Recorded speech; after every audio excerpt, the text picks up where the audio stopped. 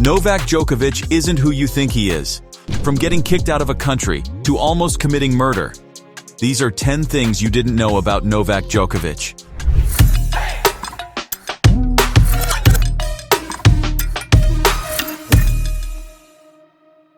10. Let's start with the incident that cost Djokovic the chance to defend his title at the Australian Open in 2022. Now, if you're a die-hard tennis fan, you probably know that the Australian Open is one of the biggest tennis competitions on the planet. But did you also know that Novak was deported from Australia just before the event? The reason will make your jaw drop. It all started in 2022. The world was just recovering from the COVID-19 nightmare, and professional sports were slowly returning to normal. And with the Australian Open right around the corner, the tournament officials decided to implement strict safety guidelines to protect fans, players, and staff members. One of those rules was for all players to be fully vaccinated. At first, getting all the players to take their jabs without any fuss was a little difficult, but everyone eventually came around and got the jab. By the time the tournament was about to start, the tennis body announced that it had recorded a 97% increase in vaccination numbers. Only 3 players were turning down the vaccination requirements. And one of those 3 players was the #1 tennis champion in the world, Novak Djokovic. This was a big problem for the Tennis Federation.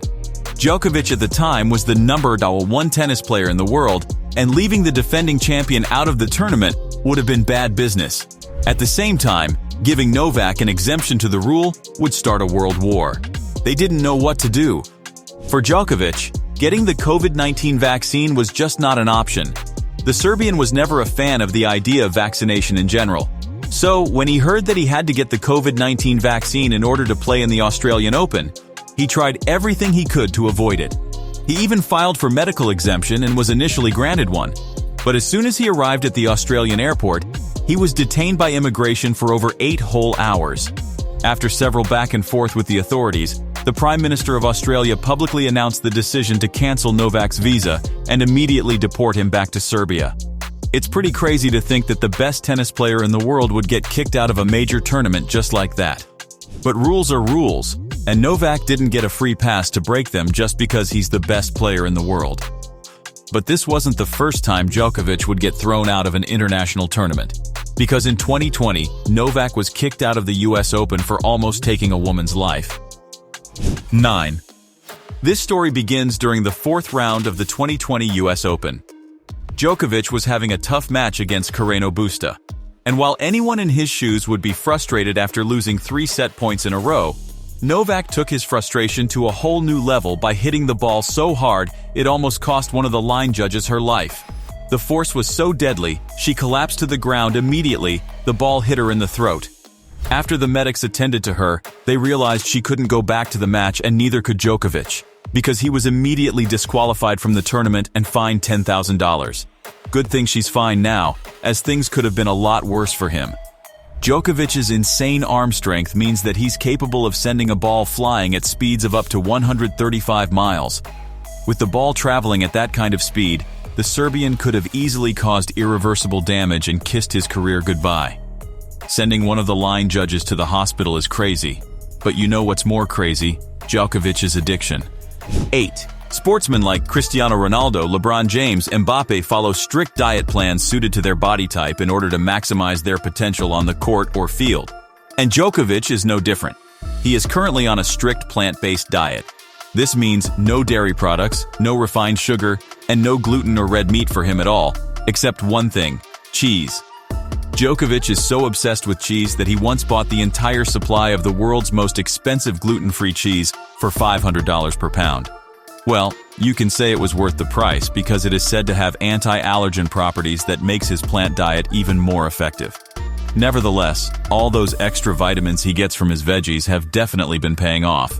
Because apart from the extra arm strength it gives him, Novak has always had a record of recovering from injuries very quickly.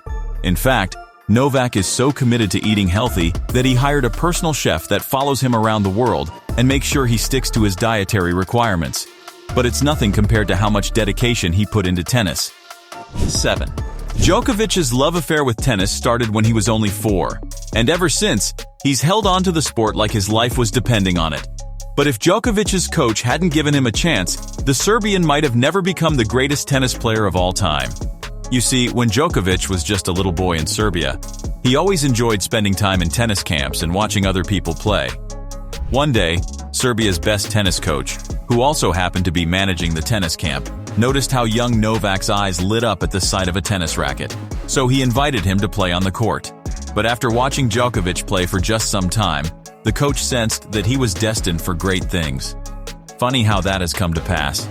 Because that young boy is not only the best player in the world right now, but the greatest player to ever grace the game. And while things might be perfect for Djokovic right now, especially with him breaking and setting up a new record for the most weeks at number 1, it hasn't always been rosy for the Serbian. In fact, there was a point in Djokovic's career when he seriously considered hanging up his racket for good. 6. You see, being a tennis player is very hard, and if by chance you happen to be one of the best players in the world, things become even more complicated. This is the life and pressure that professional players have to deal with every single day. And for Djokovic, there came a time he just couldn't do it anymore. French Open, 2010. Djokovic was making a name for himself as one of the best players in the world. And because of this, everyone expected him to win every game. His friends, his fans, his family, and even himself. The pressure became so overwhelming that he ended up losing to Jurgen Mesler in the quarterfinals. After the game, Djokovic was devastated, hurt, and angry. The defeat was so traumatizing that he began to doubt whether he had the talent to become number 1. So he called his family privately and told them that he wanted to quit. But after spending a lot of time with his wife and family, Djokovic realized that tennis was more than just a competition for him. It was his life. After realizing this, Djokovic picked up his racket and returned to the court like he never left. Ever since that day, the Serbian has gone on to win over 700 matches while making a strong claim for the title of the GOAT. Everyone goes through ups and downs in their career. So it's great to see that Novak was able to pick himself up. However, we wouldn't have been writing all that because Djokovic could have been dead a long time ago. 5. And that's because at the time Djokovic was born in Serbia, the country was preparing for one of the darkest periods in the country's history. Years after Djokovic was born, the country went into a full-blown war. Because of this, a young Djokovic had to live with the never-ending fear of being blown up. To make matters worse, young Novak and his family had nothing to eat, to drink, or a place to stay. It was an awful period of his life that has never left the tennis superstar till this very day. Luckily, Djokovic survived, but not without promising himself that he would take all that pain, anger, and suffering to make something of his life. That way, his family and children would never have to go through that awful phase of his life. This determination to use his past as a motivation combined with his talent is why Djokovic has achieved so much today. However, most people in this scenario tend to forget about their background after they've tasted fame and money, but not Djokovic. 4. His country might have cost him a lot of pain, but that has not stopped the Serbian from donating a huge part of his $220 million fortune to helping his country. A good example of this was back in 2017. Serbia had been hit hard by a devastating flood.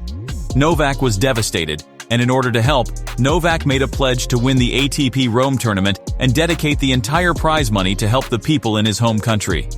The Serbian, like a true son, won the tournament and dedicated a whopping sum of $749,934 to relief efforts.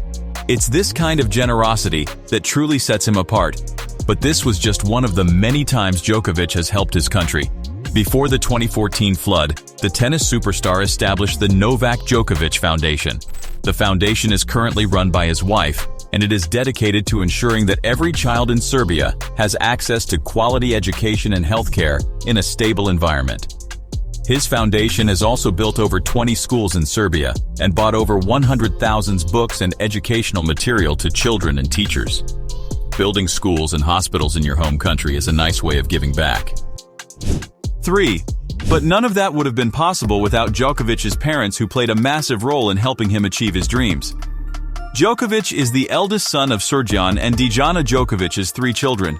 And when you're the firstborn of a struggling family, there's usually a lot of pressure that comes with it. The family expects you to grow up on time, find a decent job, and help the family. But rather than go to school, learn a trade, or any of that stuff, Djokovic wanted to be a tennis player. Now, the chance of becoming a professional tennis player is like 1 in a 100. And if you happen to come from a struggling family in a country like Serbia, the chances of making it is 1 in 1,000. Despite knowing all this, Djokovic's parents not only believed in their son's talent, but they were also willing to do whatever it took to help him achieve his dreams. The only problem was that there was no world tournament in Serbia. That meant for Djokovic to get anywhere close to his dreams, he had to travel far away from home to compete. And if you know anything about traveling, you'd agree that it's no child's play. It takes a lot of time, planning, and expenses that Srđan and Dijana Djokovic didn't have. So, in order to afford the costs, Djokovic's parents began selling their properties, including their family house. And when they had sold everything they owned, they began taking loans in order to meet up with the expenses. Djokovic's parents were sacrificing their home, their careers, and means of livelihood just to chase a dream they could not see the end of. And in their journey around the world, they were Djokovic's coach, his #1 fans and travel partners. Today, when they look back, I'm sure they will have no regrets. So there you have it, folks. This is what it means to be a parent. Having supportive parents is one of the best things in the world, but it's not as impressive as being able to speak 10 different languages fluently. 2. One of the advantages of being a tennis superstar is that you get to travel all over the world, meet new people, and interact with new cultures. Sometimes that means learning new languages. But Novak decided to take things a little bit far. The Serbian is capable of speaking 11 different languages fluently. In order to understand how amazing that is, scientists can confirm that it takes an average person over 5 lifetimes to learn that many languages. Well, that's nothing for you if you're a genius like Djokovic. Aside from his mother tongue Serbian, Djokovic can speak English, French, Italian, Spanish, Arabic, Russian, German, Portuguese, Chinese, and Japanese. Speaking 10 different languages is really cool, but not as cool as marrying your childhood sweetheart. 1. We all have that childhood love or crush that we'll never forget about. And in most scenarios, they exist only in the past. However, there are a few lucky people who get to marry their childhood sweethearts, and Djokovic is one of them. The Serbian met his future wife Ristic when he was only 14. And just like Djokovic had always known he was going to be a superstar, he knew Ristic was the one for him. So he made friends with her and found out that she felt the same. The two remained good friends for many years, went to the same university, and began dating in 2005. Their fairy tale took a leap when Djokovic went on his knees and proposed in 2013. Ristic said yes, and the two got married in a private ceremony in Montenegro in 2014. So who said fairy tales don't happen? Which of these things do you find most interesting? Let us know in the comments. And don't forget to like, share, and subscribe to learn more interesting things about your favorite tennis players.